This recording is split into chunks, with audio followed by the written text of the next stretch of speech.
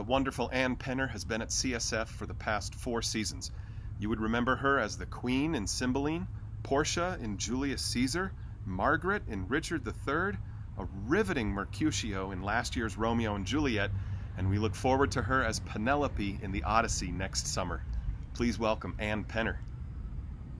Hello, CSF community. I'm really excited to be back together next summer, so I want to share some text that Penelope speaks in the Odyssey.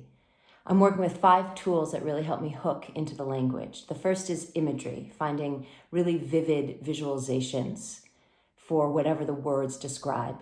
The second are verbs, which activate and energize the language. Third are operatives, which are the words that carry the sense. Fourth are line endings, which keep the thinking spontaneous and dynamic. And finally, antithesis, which means playing different words off of each other. So here's Penelope. Stranger, as to your praise of me, my looks, my face, my carriage were destroyed when my husband crossed the sea to Troy.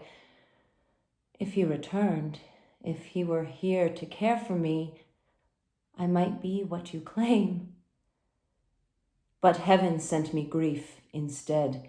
These suitors that you see around the hall consume this house, all the while pressing me to marry. At first tricks served my turn to draw the time out.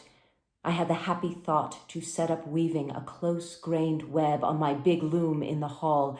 I said that day, young men, my suitors, now my lord is dead. Let me finish my weaving before I marry, or else my thread will have been spun in vain. It is a shroud I weave for Lord Laertes, Odysseus' father, for when cold death comes to lay his hand on him. I reached their hearts that way, and they agreed.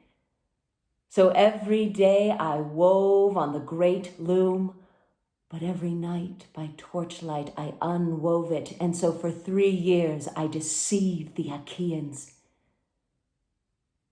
Thank you. See you next summer.